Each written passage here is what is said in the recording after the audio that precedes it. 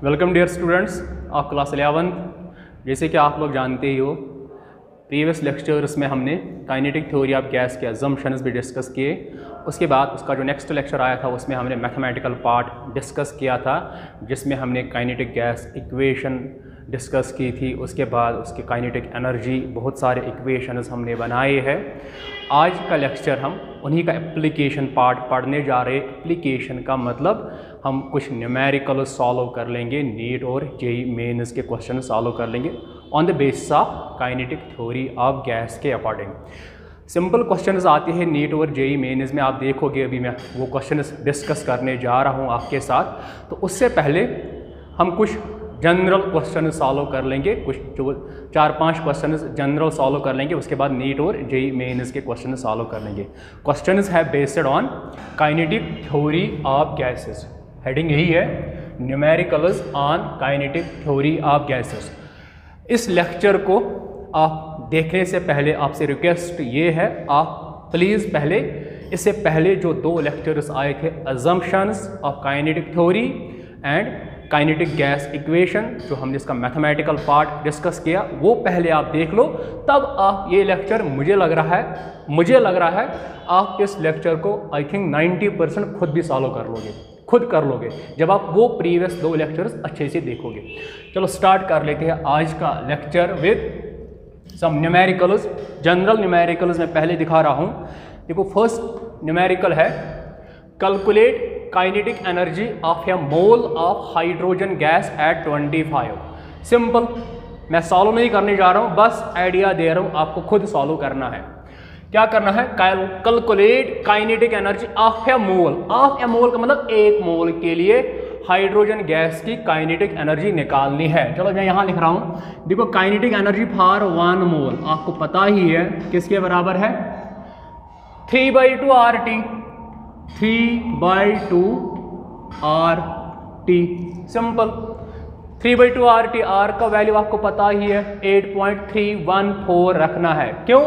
क्योंकि ये एनर्जी है, इसका वैल्यू आप एनर्जी के टर्म्स में रखोगे 8.314, और T दिया हुआ है 25 डिग्री सेंटीग्रेड। इसको आप केल्विन स्केल में कन्वर्ट कर रहे हैं, क्योंकि यहाँ पे जो वैल्यू है 8.314 जूल पर मोल पर केल्विन में है, तो ये भी केल्विन में रखोगे आप। ये आएगा 273 + 25 वो 298। तो यहाँ पे रखोगे R की वैल्यू 8.314, इसकी जगह 298 सॉल्व कर लो, अपने आप काइनेटिक एनर्जी आपके पास आएगी 1 मोल गैस की, हाइड्रोजन गैस की।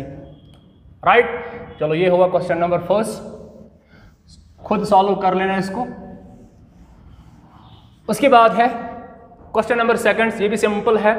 Find the kinetic energy of 8 gram of CH4। Methane के आपके पास 8 ग्राम है, आपको निकालनी है काइनेटिक एनर्जी जूल्स में 27 डिग्री सेंटीग्रेड पे। देखो हमारे पास फिर से वही काइनेटिक एनर्जी किसके बराबर, 1 मोल की बात नहीं हो रही है, मास की बात। तो काइनेटिक एनर्जी किसके बराबर, 3/2 nRT। राइट, देखो मास हमें दिया हुआ है, हम मास को कन्वर्ट कर सकते हैं नंबर ऑफ मोल्स में, बाकी तो कुछ भी नहीं करना है। क्या करेंगे ऐसे, 3/2 n नंबर ऑफ मोल्स किसके बराबर, given mass by molar mass. Given mass कितना है, 8 बाय मोलर मास, मीथेन का मोलर मास होता है 16। एंड पे R की वैल्यू 8.314 जूल पर मोल पर केल्विन। एंड पे है अपना T की जगह 27 मतलब डिग्री सेंटीग्रेड में, केल्विन में रखोगे 273 + 27 आएगा 300। तो बस ये कैलकुलेट कर लो, आप कैलकुलेटर यूज कर लेना, आंसर आएगा आपका। हो गया क्वेश्चन नंबर सेकंड भी सॉल्व। चलो क्वेश्चन नंबर थर्ड पे,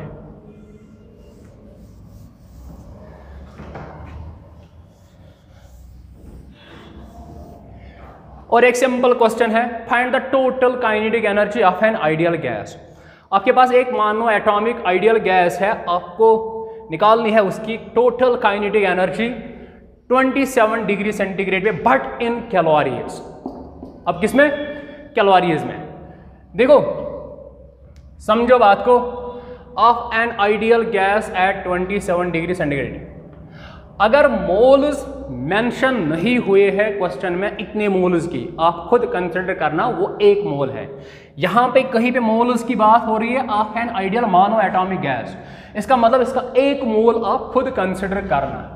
तो आपको पता ही है काइनेटिक एनर्जी फिर से वही किसके बराबर 3/2 nRT है। अब यहां पे मोल इसने मेंशन तो नहीं किए है, आप खुद अपने आप को 1 कंसिडर करना। 3/2 nRT, राइट, समझो बात को। 3/2 n की जगह अब 1 अपने आप R, देखो निकालनी है in terms of calories, express करना है कैलोरीज में। अगर आपको याद होगा मैंने R का वैल्यू आपको कैलोरीज में बोला था, R का वैल्यू कैलोरीज में क्या होता था 1.99 कैलोरीज पर केल्विन पर मोल। उसको मैंने अप्रॉक्सीमेट बोला था 2 के बराबर ले सकते। इसको सिंपली आप कन्वर्जन पे मत जाओ, सिंपली इसको कैलोरीज में रखो, अपने आप आंसर आएगा कैलोरीज में। समझो बात को, देखो R की जगह लिखेंगे 2 कैलोरीज पर मोल पर केल्विन, इनटू पे टेम्परेचर है 27, वो केल्विन स्केल में कितना होगा 300। बस खत्म खेल। देखो यहां से यूनिट क्या आएगा कैलोरीज पर मोल पर केल्विन, इसका n का n मोल, यहां से ये मोल आ गया। इसका यूनिट क्या है, इसका यूनिट देखो मैं ऊपर यूनिट ले रहा हूं, इसका यूनिट 2 जब वैल्यू रखा इसका मतलब कैलोरीज में, कैलोरी पर मोल पर केल्विन, इसका यूनिट केल्विन में। देखो केल्विन से केल्विन कैंसिल, मोल से मोल कैंसिल, खाली क्या बचा, क्या आंसर आ गया कैलोरीज में। मोल से मोल कैंसिल, केल्विन से केल्विन कैंसिल, खाली अब बचा कैलोरीज में। तो फाइनल आंसर किस में आ गया कैलोरीज में आ गया ना आंसर। बस कुछ भी नहीं करना था, बस R की वैल्यू कैलोरीज में रख लो। अब देखो 2 से 2 कैंसिल आउट, 3 × 300 तो 900 आएगा, 900 कैलोरीज। सिंपल था ये क्वेश्चन, कुछ भी नहीं करना था, बस प्रेजेंस ऑफ माइंड होनी चाहिए। नोट कर लेना। अब क्वेश्चन नंबर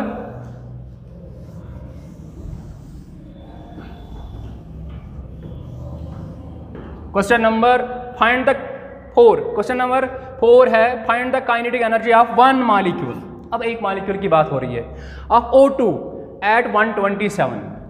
इस टेम्परेचर पे ऑक्सीजन गैस की एक मॉलिक्यूल की काइनेटिक एनर्जी निकालनी है। एक मॉलिक्यूल फॉर 1 मॉलिक्यूल, बताइए 1 मॉलिक्यूल के लिए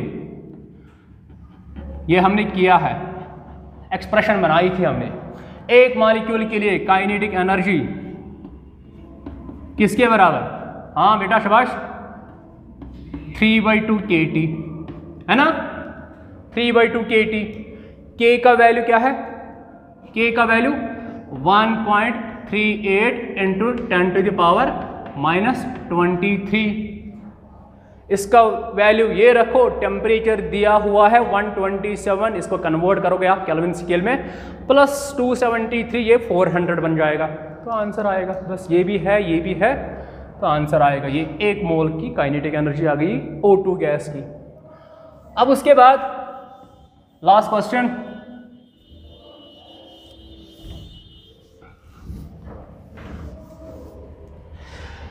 find the change in kinetic energy. अब आपको चेंज निकालनी है, find the change in kinetic energy, ये इंपॉर्टेंट है। Change in kinetic energy of 1 mole of an ideal gas when temperature changes by 50।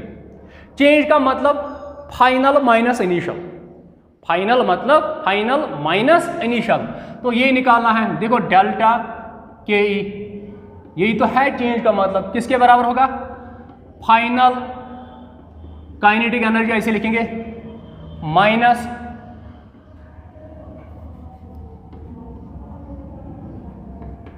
Initial kinetic energy, right. Final kinetic energy minus initial kinetic energy, बस simple है, ये भी value put कर लो। Final, find the change in kinetic energy of 1 mole of an ideal gas when temperature changes by 50 degree. Temperature जब change होगा 50 degree centigrade से, तो आपको बताना चेंज इन काइनेटिक एनर्जी क्या होगी। देखो काइनेटिक एनर्जी किसके बराबर, 1 मोल की बात हो रही है, 1 मोल की बात, तो काइनेटिक एनर्जी किसके बराबर? 3/2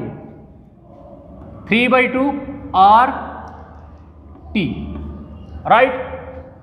माइनस, देखो मुझे यहाँ पे कुछ और ऐड करना है, मैं इसलिए ये थोड़ा डिस्टेंस पे लिख रहा हूँ। माइनस ये भी तो होगी ना 3/2 RT के बराबर ही, 3/2 क्योंकि एक ही मोल की बात हो रही है, 3/2 RT। समझो बात को। अब टेम्परेचर, जब टेम्परेचर चेंज हुआ 50 डिग्री, मतलब ये टेम्परेचर किसके बराबर होगा? ये मान लो इनिशियल टेम्परेचर T', ये मान लो फाइनल टेम्परेचर। अगर ये 10 है, ये कितना होगा? 10 + 50 होगा ना। अगर ये 10 है, इनिशियल टेम्परेचर अगर 10 है, फाइनल कितना होगा? चेंज मतलब उसका 50 + 10 60 होगा। तो इसको मैं ऐसे ही कर लूँगा ना, ऐसे समझो बात को। इनिशियल टेम्परेचर कितना है? T' प्लस अगर मैं इसमें 50 कर लूँ, वही आ गया ना फाइनल टेम्परेचर, T' + 50। तो वो मैंने इनिशियल टेम्परेचर मैंने T' कंसिडर किया। अब कॉमन यहाँ से कुछ क्या आएगा? 3/2 R आएगा कॉमन, 3/2 R कॉमन, अंदर क्या बचा? T' + 50 माइनस ये बाहर गया, ये T' कॉमन, बस खत्म क्वेश्चन। T' से T' कैंसिल, क्या बचा खाली? 3/2 × R की जगह 8.314 इंटू पे 50, बस सॉल्व कर लो, आंसर आएगा अपने आप। आएगा ये? कमेंट सेक्शन में आंसर लिख लेना हर एक क्वेश्चन का, कुछ भी नहीं करना था, बस आपको यहाँ पे याद रखना था टेम्परेचर चेंज। इनिशियली मैंने टेम्परेचर कंसिडर किया T', जो फाइनल टेम्परेचर होगा वो उससे 50 डिग्री ज़्यादा ही होगा, T' + 50। तो इस तरह से हमने ये 4-5 क्वेश्चन सॉल्व किए हैं। अब हम कुछ नीट और जेईई मेंस के अच्छे क्वेश्चन सॉल्व करेंगे, तब तक आप ये नोट कर लेना। चलो बच्चों, अब नीट और जेईई मेंस के क्वेश्चंस। फर्स्ट क्वेश्चन है आपके सामने, एट व्हाट टेम्परेचर, ये नीट के क्वेश्चन है। At what temperature the kinetic energy will be half of its value at 120 degree centigrade. आपको बताना है किस टेम्परेचर पे काइनेटिक एनर्जी का वैल्यू हाफ होगा। आपके पास टेम्परेचर ये रहा, किस टेम्परेचर पे काइनेटिक एनर्जी हाफ होगी। समझो, कुछ भी नहीं करना है। अगर मैं यहाँ पे सॉल्व कर लूँ इस क्वेश्चन को, कुछ भी नहीं करना है, बस फंडे से ये सॉल्व होगा। आपको याद है अजम्पशन के according kinetic energy directly proportional to temperature, absolute temperature, Kelvin temperature. अच्छा, यहाँ पे टेम्परेचर 127, इसको कन्वर्ट कर लो एब्सोल्यूट स्केल में कितना आएगा? 273 ऐड कर लो, 7 3 10, 2 ये भी 10, 400 केल्विन आ गया। ये टेम्परेचर 400 केल्विन आ गया एब्सोल्यूट स्केल में। अब देखो, kinetic energy directly proportional to temperature. अगर टेम्परेचर को डबल कर लेंगे, ये भी डबल होगी। अगर इसको हाफ कर लेंगे, ये भी तो हाफ ही होगी ना। वही तो क्वेश्चन पूछा है, at what temperature the kinetic energy will be half, किस टेम्परेचर पे हाफ होगी। इसको डबल कर लो, इसको, ये भी डबल होगी, इसको हाफ कर लो, ये भी हाफ होगी। तो ऐसे करें, अगर मैं इसको डिवाइड 2 कर लूँ तो ये भी तो 2, इसको भी 2 से डिवाइड होगा, बस आ गया। देखो काइनेटिक एनर्जी T कितना है वो? 400/2 किसके बराबर? वो 200 केल्विन। Simple, A option. उसको डबल कर लो, ये भी डबल होगी, उसको हाफ कर लो, टेम्परेचर को हाफ कर लो, ये भी हाफ होगा, तो 200 केल्विन डायरेक्ट आंसर। अब सेकंड क्वेश्चन,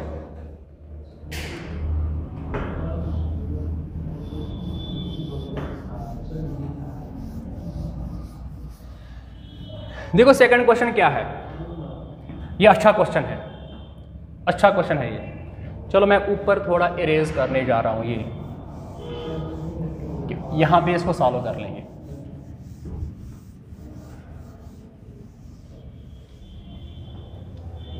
ये अच्छा क्वेश्चन है। The energy absorbed by each molecule.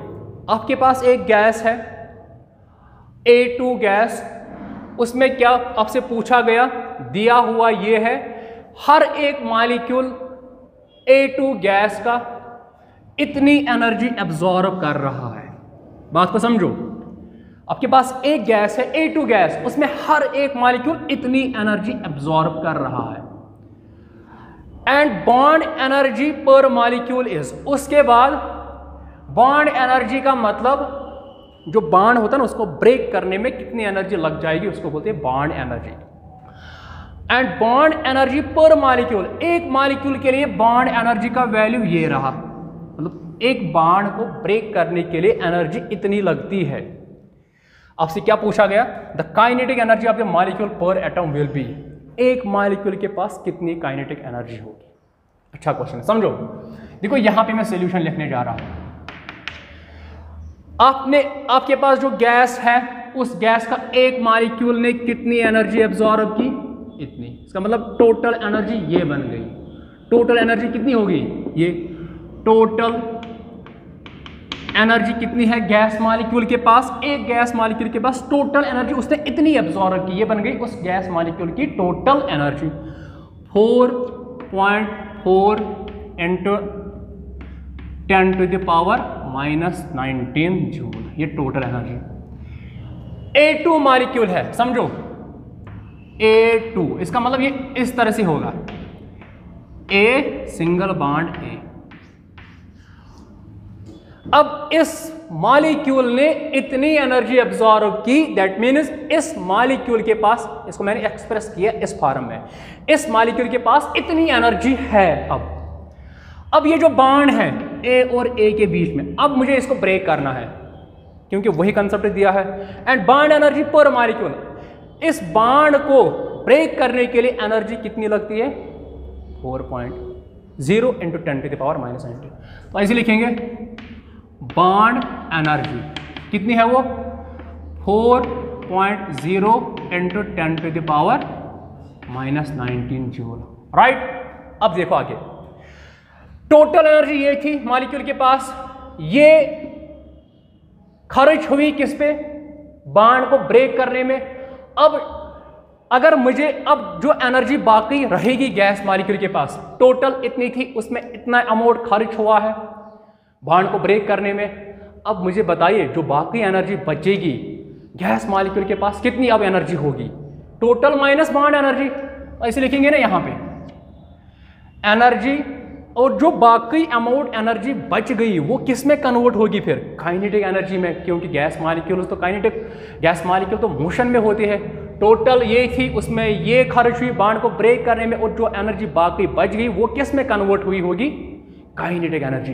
तो जो काइनेटिक एनर्जी होगी इसकी, काइनेटिक एनर्जी किसके बराबर होगी, टोटल में से बॉन्ड एनर्जी सब्ट्रैक्ट कर लो, total energy minus bond energy, right. I hope आपको ये कंसेप्ट समझ आया होगा। टोटल ये थी, उसमें इतना अमाउंट खर्च हुआ बॉन्ड को ब्रेक करने में, अब जो बाकी बच गई वो अपने आप कन्वर्ट हुई होगी किसमें, काइनेटिक एनर्जी। बस वैल्यू पुट कर लो, टोटल एनर्जी कितनी है, 4.4 इंटू 10⁻⁻19 माइनस 4.0 इंटू 10⁻⁻19।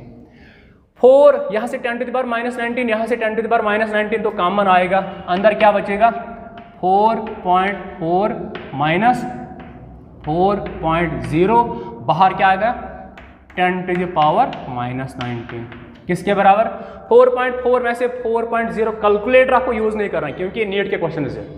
4.4 में से 4.0 काट लो, क्या आएगा, क्या आएगा, 0.4 आएगा। 0.4 इंटू पे 10⁻⁻19।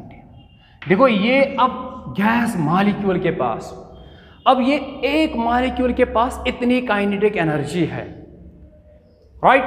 अब समझो, एक मॉलिक्यूल के पास इतनी काइनेटिक एनर्जी आ गई, आपसे एंड पे क्या पूछा गया, टोटल थी ये, उसमें मैंने ये सब्ट्रैक्ट किया, जो बच गई वो गैस मॉलिक्यूल के पास एज काइनेटिक एनर्जी है। अब मतलब इतनी काइनेटिक एनर्जी है अब गैस एक मॉलिक्यूल के पास।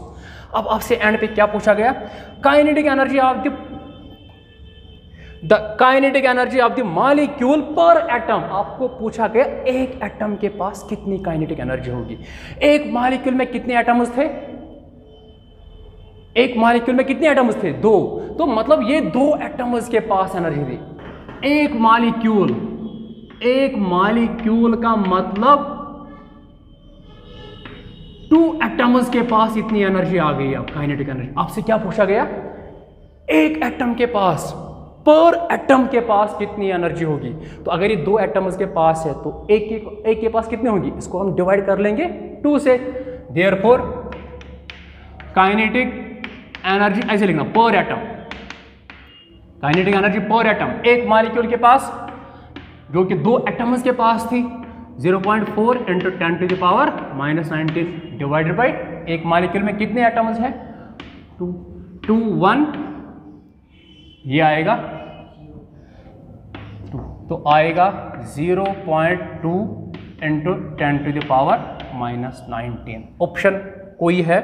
2.2 ये तो गई, 2.0 ये बन सकती है 10⁻⁻19 और ये भी गई। अब बी या तो आंसर हो सकती है या तो डी आंसर हो सकती है। अब क्या कर लेंगे? अगर मैं इसको ऐसे लिखूं 2 × 10⁻⁻1 आएगा। मैंने इसको लिखा इसे, समझो बात को, 0.2 को ऐसे लिख सकते हैं ना, 2/10 ये आएगा ऐसे 2 × 10⁻⁻1 ऊपर जाएगा ये। अब ये -1 इसके साथ ऐड होगा, ये बनेगा -20, तो 2 × 10⁻⁻20 आंसर आ गया। 2 × 10⁻⁻20 2 × 10⁻⁻20 joule. D is the right answer. Note कर लो। चलो बेटा एक और डायरेक्ट क्वेश्चन ही है। क्या क्वेश्चन है? If A gas expands at constant temperature. समझो बात को, टी क्या है? कांस्टेंट। क्या पूछा गया आपसे? It indicates that. इसका क्या मतलब है? एज पर kinetic theory of gas, kinetic energy directly proportional to temperature. अगर आप टेम्परेचर को चेंज नहीं करोगे, क्या काइनेटिक एनर्जी चेंज होगी? नहीं होगी ना। अगर आप टेम्परेचर को चेंज करोगे तब काइनेटिक एनर्जी चेंज हो सकती है। इसका मतलब अगर टेम्परेचर चेंज नहीं होगा काइनेटिक एनर्जी भी चेंज नहीं हो सकती है। Option A option, it indicates. इसका क्या मतलब? Kinetic energy of molecules remains the same. वही तो है, टेम्परेचर इसको चेंज मत कर लो, ये भी चेंज नहीं होगी। तो इसका आंसर ए। बाकी ऑप्शन पे जाना फायदा है ही नहीं। इसका सीधे answer kinetic energy of molecules remains the same. Right answer A option.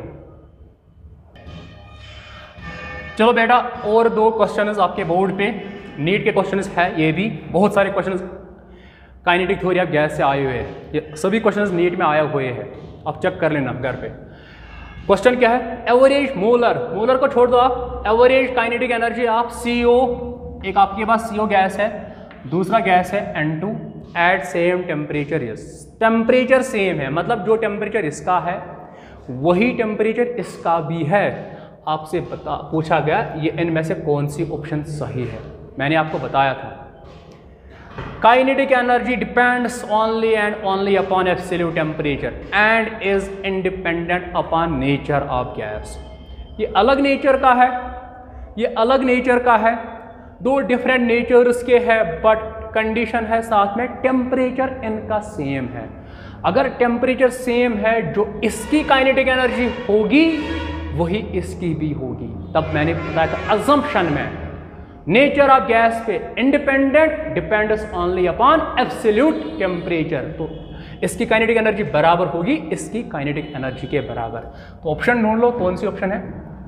A option is the right. KE1 मतलब इसकी फर्स्ट कंसिडर की और इसकी सेकंड कंसिडर की, KE1 = KE2। तो इस तरह से इसका आंसर डायरेक्ट ऑप्शन नंबर 1। अब ये क्वेश्चन नंबर इसके बाद जो है ये मैं यहाँ पे सॉल्व कर रहा हूँ, इसको आप नोट कर लेना जो चीज़ मैंने इरेज की है।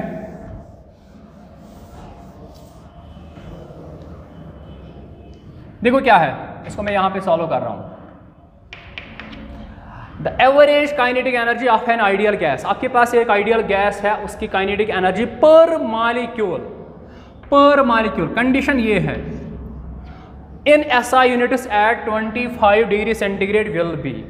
आपके पास एक आइडियल गैस है, आपसे पूछा गया एक मॉलिक्यूल की काइनेटिक एनर्जी क्या होगी 25 डिग्री सेंटीग्रेड पे। सिंपल, एक मॉलिक्यूल के लिए बताइए, एक मॉलिक्यूल के लिए kinetic energy 3/2 kT, 3/2 kT, that means 3/2 K की जगह K मतलब बोल्ट्जमैन कांस्टेंट 1.38 इंटू 10⁻⁻³ इंटू पे टेम्परेचर 25 है, ये डिग्री सेंटीग्रेड में, केल्विन में रखना है। 273 प्लस आएगा 298 केल्विन। अब समझो, अब ऑप्शंस में बहुत ज़्यादा फर्क है। देखो मैं यहाँ पे अप्रॉक्सीमेशन कर सकता हूँ, मेरा आंसर रेंज में आ सकता है। देखो कैसे, अगर मैं इसको अप्रॉक्सीमेट, समझ लेना, इसको मैं अप्रॉक्सीमेट 300 मान रहा हूँ, इसको मैं अप्रॉक्सीमेट 1.5 ले रहा हूँ, ताकि मेरी कैलकुलेशन ईजी हो पाएगी इससे, अप्रॉक्सीमेशन से। तो क्या बनेगा, 3/2 इंटू पे अब 1.5, क्या मैं इसको ऐसे लिखूं, 15 इंटू 10⁻⁻1 लिख सकता हूं ना ऐसे, जैसे प्रीवियस क्वेश्चन में किया था। इंटू क्या है 10⁻⁻23, वो आएगा 10⁻⁻24 आएगा, -23, और यहां से एक और ऐड हुआ, वो आया 10⁻⁻24। इंटू पे मैंने इसको अप्रॉक्सीमेट 300 के अप्रॉक्सीमेट बना लिया, 300। अब कैंसल आउट 2 150 से, 3 इंटू 150 कितना होगा वो, चलो ये मैं इरेज कर रहा हूं, क्वेश्चन आप नोट कर लेना। 3 इंटू 150 450 के बराबर, 450 इंटू पे है अपना 15 और साथ में कुछ है 10⁻⁻24, है ना। देखो यहाँ पे कैलकुलेटर को यूज नहीं करना है। 15 इंटू 0 15 इंटू 5 75, 5 लिखेंगे। 15 इंटू 4 60 प्लस 7 67, इंटू पे क्या है 10⁻⁻24, राइट। अब देखो ऑप्शन में ये कोई है ही नहीं, अगर मैं इसको ऐसे लिखूं, यहाँ पे पॉइंट ऐसे लिख सकता हूँ 6.750 इंटू, समझो मैं आया राइट की तरफ, जितने डिजिट्स में आ गया, प्लेसेस 1 2 3, इतना इसमें कम होगा, कितना कम होगा 3, तो ये आएगा 10⁻⁻21। अब मेरे ख्याल से ऑप्शन बन सकती है। अब 6.17 इंटू 10⁻⁻21 है। देखो ये अप्रॉक्सीमेशन से आ गया, इसलिए थोड़ी बहुत इसमें वेरिएशन है, इस न्यूमेरिकल वैल्यू में थोड़ी बहुत वेरिएशन है, क्योंकि मैंने यहाँ से भी अप्रॉक्सीमेशन की और यहाँ पर भी अप्रॉक्सीमेशन की, इसलिए इस पे थोड़ी बहुत वेरिएशन आ सकती है। तो -20, यहाँ पे -21, ये तो काम की है ही नहीं, ये 7। इसके बाद 61 तो है ही नहीं, -21 है, -21, बट यहाँ पे 6 पॉइंट समथिंग। अब यहाँ देखो 6 पॉइंट समथिंग इंटू 10⁻⁻21 इंटू 10⁻⁻21, तो इसका right answer option number D. Approximation आप लोगों को आनी चाहिए, जिस तरह मैंने अप्रॉक्सीमेशन की, ऑप्शन को देख के मैंने अप्रॉक्सीमेशन की है, इसको नोट कर लो। चलो और एक सिंपल क्वेश्चन नीट का ही, एट एसटीपी मतलब स्टैंडर्ड टेम्परेचर एंड प्रेशर, मतलब टेम्परेचर का क्या वैल्यू होगा 273 केल्विन, प्रेशर छोड़ दो आप, हमें टेम्परेचर से मतलब है। आपके पास इस गैस के इतने मोल्स, हीलियम गैस के इतने मोल्स, मोल से मास आएगा, मतलब इसका मास कुछ तो होगा इसके अकॉर्डिंग, इसका भी मास कुछ तो होगा इसके अकॉर्डिंग। क्या पूछा गया ऑप्शन में आंसर, देखो ये भी एसटीपी पे है और हीलियम भी एसटीपी पे है, मतलब जो टेम्परेचर इसका, मतलब 273, इसका भी टेम्परेचर, इसका भी 273 टेम्परेचर है।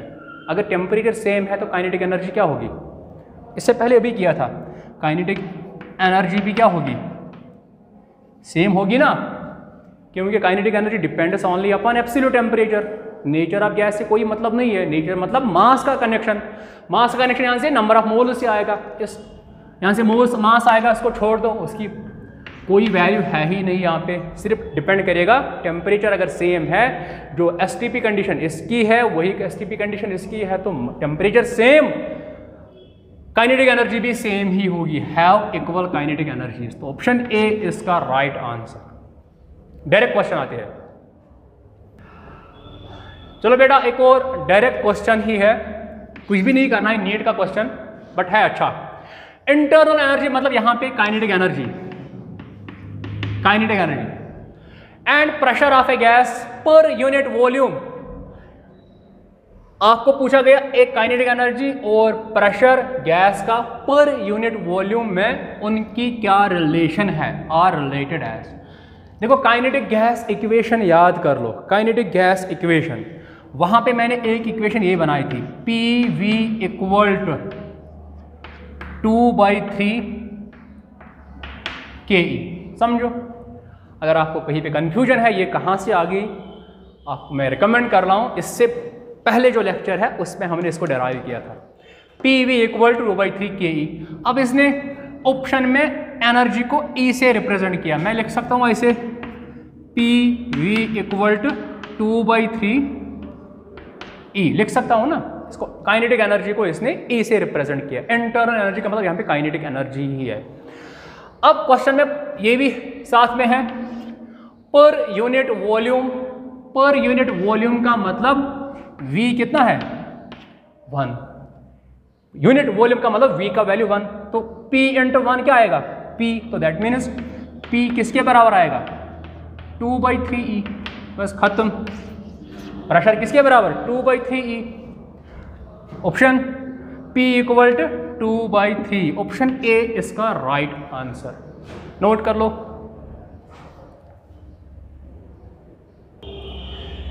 चलो बेटा एक और कंसेप्चुअल क्वेश्चन है, कंसेप्ट बेस्ड है। क्या है, क्लोज्ड फ्लास्क है, इन ए क्लोज्ड फ्लास्क जिसकी कैपेसिटी है 5 लीटर्स, उसमें हाइड्रोजन का 1 ग्राम है और वो हाइड्रोजन गैस हीट किया गया है 300 से 600, मतलब टेम्परेचर को डबल किया गया 300 केल्विन से 600 kelvin. Which statement is not correct, मतलब क्या हुआ बताइए, टेम्परेचर को क्या किया गया, हीट का मतलब टेम्परेचर बढ़ाना, डबल किया गया। तो कंडीशन ये है, टेम्परेचर अगर इंक्रीज किया गया है, आप मुझे बताएं काइनेटिक थ्योरी ऑफ गैस के according kinetic energy directly proportional to temperature. अगर टेम्परेचर इंक्रीज हुआ काइनेटिक एनर्जी भी इंक्रीज होगी ना। आपसे पूछा गया कौन सा स्टेटमेंट करेक्ट नहीं है, कौन सा रॉन्ग है। देखो टेम्परेचर इंक्रीज कर लो काइनेटिक एनर्जी भी इंक्रीज होगी। पहले ऑप्शन ये ढूंढ लो एनर्जी के related, the energy of gases molecule increases, मतलब ये आंसर नहीं बन सकता है। हमें पूछा गया which statement is not correct, temperature बढ़ाओ एनर्जी भी बढ़ जाएगी, तो ये तो सही है, मतलब हमसे पूछा गया रॉन्ग कौन सा है, ये आंसर नहीं बन सकता है। उसके बाद देखो जब टेम्परेचर बढ़ाएंगे एनर्जी बढ़ जाएगी, एनर्जी से क्या होगा, कोल्यूजन्स पर यूनिट वॉल्यूम इंक्रीज होंगे, क्योंकि अब गैसेस मॉलिक्यूल्स के पास बहुत ज़्यादा एनर्जी है तो वो ज़्यादा से ज़्यादा कोलाइड कर लेंगे, तो मतलब नंबर ऑफ कोल्यूजन्स भी इंक्रीज होंगे विद इंक्रीज इन टेम्परेचर, ये भी सही है। बट हमसे पूछा गया wrong statement, the number of, ये ऑप्शन, ये थी option, the rate of collusion increases, तो मतलब ये भी आंसर नहीं है, ये सही है। टेम्परेचर बढ़ाओ रेट ऑफ कोल्यूजन भी बढ़ जाएगी क्योंकि एनर्जी इंक्रीज होगी, तो ये भी आंसर नहीं है। अब उसके बाद प्रेशर ऑफ गैस इंक्रीजेस, ये तो कॉमन सेंस है, गैलियोस लॉ याद कर लो, temperature directly proportional to pressure, temperature बढ़ाओ प्रेशर भी बढ़ जाएगा, तो ये भी सही स्टेटमेंट है, ये भी आंसर नहीं बन सकता। अब एक ही ऑप्शन बची, the number of moles of gas increases, temperature बढ़ाओ क्या नंबर ऑफ मोल्स इंक्रीज होंगे। और एक चीज़ यहाँ पे कंटेनर क्या है, क्लोज्ड, आप याद कर लो वो दिन जब मैंने बोला था concept of open vessel and closed vessel. Closed vessel में एन क्या होता था, कांस्टेंट, याद आ रहा है बेटा। ओपन क्लोज्ड वेसल में नंबर ऑफ मोल्स फिक्स होती है क्योंकि ऊपर बंद है, अब तो गैस बाहर नहीं जा सकती, ना ही बाहर से गैस अंदर आ सकती है, तो नंबर ऑफ मोल्स क्या रहेंगे, कांस्टेंट। इसने क्या लिखा, the number of moles of gas increase, इसने बोला इंक्रीज होगा, जबकि ये क्या रहेंगे, कांस्टेंट रहेंगे। तो यही है इसका आंसर। ये गलत स्टेटमेंट है, हमें वही आइडेंटिफाई करना है गलत कौन सा स्टेटमेंट है, तो ये ऑप्शन नंबर सी इसका राइट आंसर। नोट कर लो, डायरेक्ट क्वेश्चन ही था।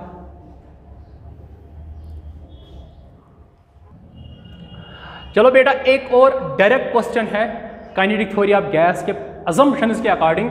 ये है जेई 2015 का क्वेश्चन, मतलब रिसेंटली आया हुआ है, 2015 का क्वेश्चन अजम्पशंस के अकॉर्डिंग। डायरेक्ट क्वेश्चन है। क्वेश्चन क्या है, विच of the following is not an assumption of the kinetic theory of gases. Assumptions देख लो, आंसर आएगा अपने आप। चलो फिर भी बताते हैं आप लोगों को।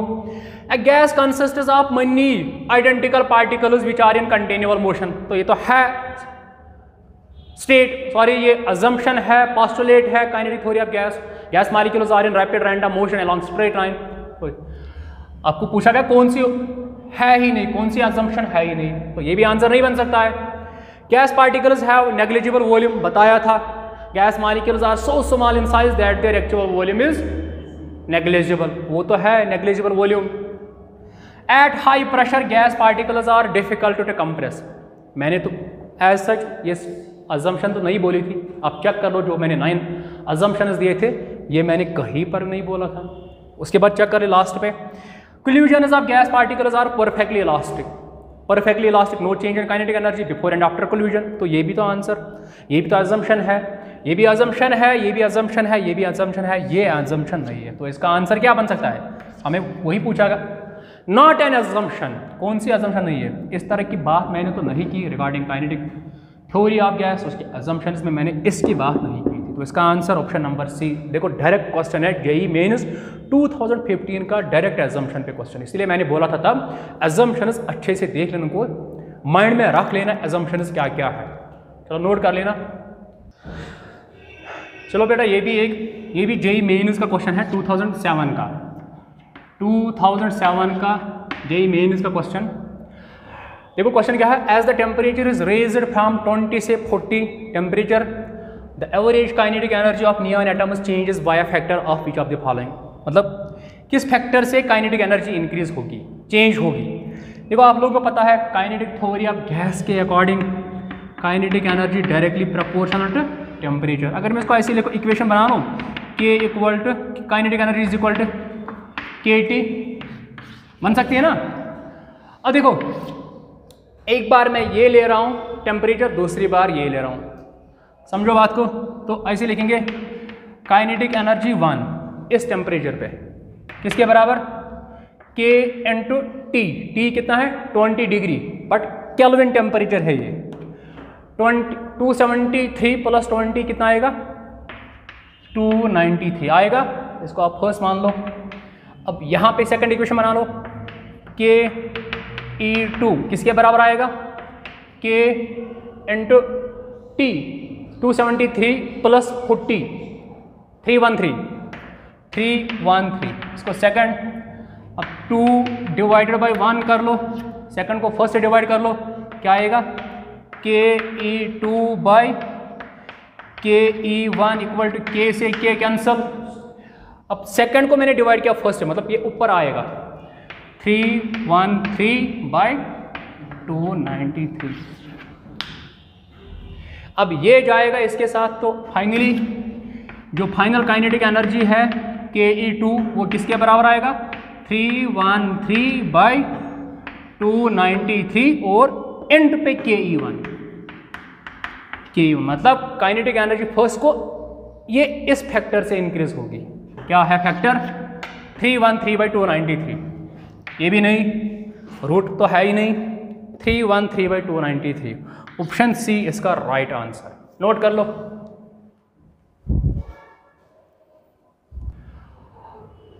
चलो बेटा अब लास्ट क्वेश्चन इस लेक्चर के, ये जेई मेंस के पुराने क्वेश्चन है, डायरेक्ट क्वेश्चन ही है। देखो क्वेश्चन क्या है, according to kinetic theory of gases an ideal gas between two successive collisions a gas molecule travels। ये तो सीधे अजम्पशन है। आंसर आप आई थिंक आपने आंसर मार्क भी किया होगा। सक्सेसिव कोलिजन के बीच में गैस मॉलिक्यूल किस पाथ में ट्रेवल कर रहा है? Along straight line. तो ऑप्शन सी इसका right answer, in straight line path. ये तो मैंने नहीं बोला इन सर्कुलर पाथ, ये तो मैंने नहीं बोला। इन्हें वेवी पाथ मतलब ऐसे, ये भी तो पॉसिबल नहीं है। विद एन एक्सेलरेटेड वेलोसिटी, इसकी तो बात मैंने की। मैंने बोला था जब ये यहाँ पे एक कोलिजन हुआ और यहाँ पे दूसरा कोलिजन, ये बिटवीन टू सक्सेसिव कोलिजन ये स्ट्रेट लाइन, दो सक्सेसिव कोलिजन के बीच में लाइन स्ट्रेट लाइन है। तो इसका आंसर सीधे सी। और एक पुराना क्वेश्चन, बहुत पुराना जेईई मेंस का, kinetic theory of gas proves. इससे हमने gas laws, kinetic theory of gases से हम हर एक गैस लॉ को प्रूव कर सकते हैं, जैसे कि हमने 2-4 को प्रूव भी किया था। ओनली बॉयल्स लॉ ये भी प्रूव होता है। ओनली एवोगैड्रोस लॉ ये भी प्रूव होता है। ओनली एवोगैड्रोस लॉ, ये बोल रहा है only Avogadro's, only Boyle's law ये भी नहीं, ये भी नहीं। ऑल ऑफ दीज मतलब काइनेटिक थ्योरी ऑफ गैस से हम हर एक लॉ प्रूव कर सकते हैं। इसका आंसर सीधे ऑप्शन नंबर डी इसका राइट आंसर। चलो बेटा ये लेक्चर अच्छे से देख लेना। ये कुछ क्वेश्चन थे जो कि बेस्ड थे काइनेटिक थ्योरी ऑफ गैस, जहाँ पे हमने mathematical part kinetic gas equation उसके अकॉर्डिंग ये कुछ क्वेश्चन थे। अब इस लेक्चर में इतना ही। अब मिलेंगे नेक्स्ट लेक्चर में with real gas, famous gas, real gas, जहाँ से डिविएशन आ गई। चलो तब तक के लिए थैंक यू वेरी मच। अल्लाह हाफिज़।